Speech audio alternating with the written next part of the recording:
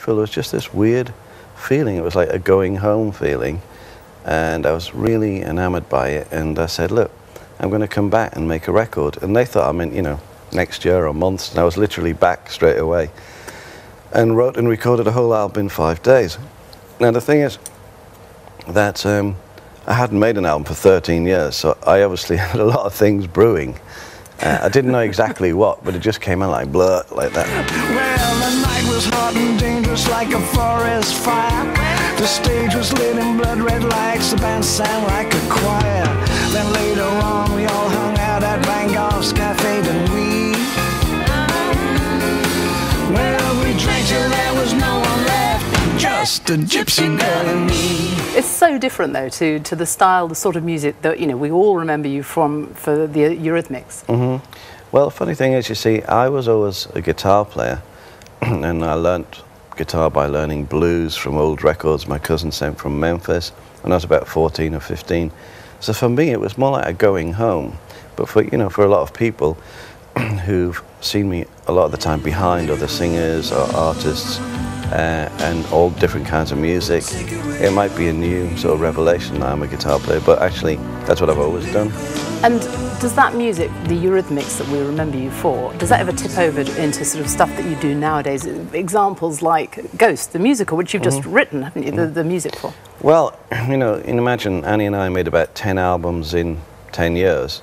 As most groups make an album every 3 years or something. So I was used to working really fast back then. We would make an album in about 3 weeks, and we covered so many styles, from electronic through to big, huge orchestral, Here Comes the Rain Again. Here comes the rain again, falling on my head like a memory, falling on my head like a new emotion. We would experiment all the time, so I had a lot of experience to bring to, for instance, writing a musical score. And the songs, yeah, sometimes wander in and out of a little bit of Eurythmics type feeling, but I wrote it with Glenn Ballard, my partner.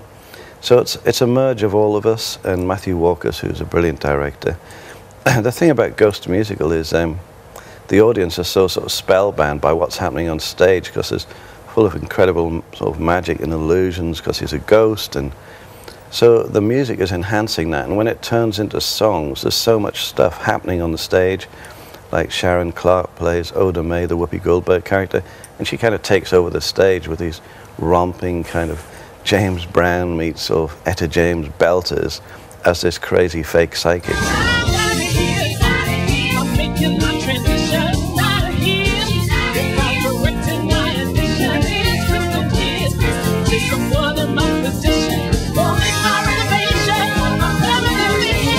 But I suppose a lot of people would never have thought of you as writing, you know, the music for a musical. Yet you were actually brought up on that kind of thing, weren't you?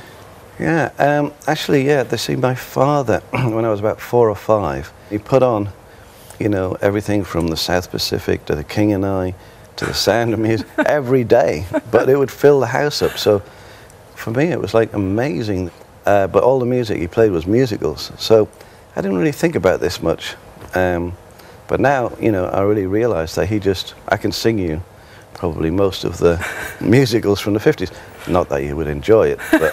You never know. But that was your introduction to music. I mean, you look at the completely opposite extreme that it's led you to, because you've got this extraordinary group you've set up that you launch your album SuperHeavy. Tell us about that. Well, again, you know, it's a whole sort of fusion of different styles, because Damian Marley's obviously Jamaican, A.R. Rahman is Indian, and Mick's, you know, Mick Jagger. Mick Jagger's from England, so am I, and Joss is from Devon. Joss Stone, yeah. And some of the first songs were an hour long. You know, we had to sort of edit them down. We wrote about 30 songs, and then we brought it back down to about 16, which is an album that's coming out in September. You've got this great power. You're known for your power to draw these people together. People like Mick Jagger, you've got them there. Bob Dylan as well. Everybody's got somebody to lean on.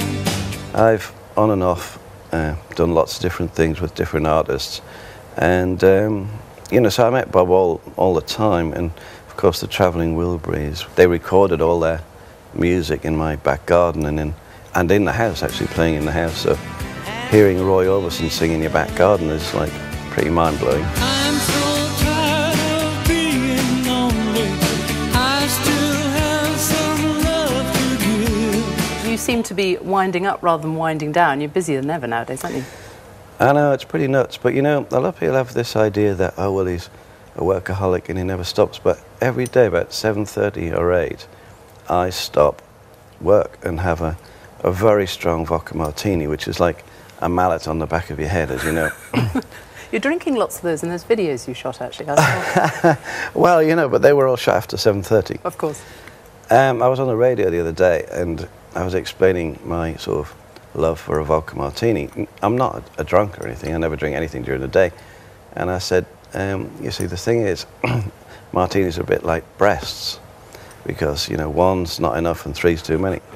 I think we're going to leave it on that note. Dave Stewart, thank you very much. Yes. Dave Stewart there with a whole new take on vodka martinis. Now to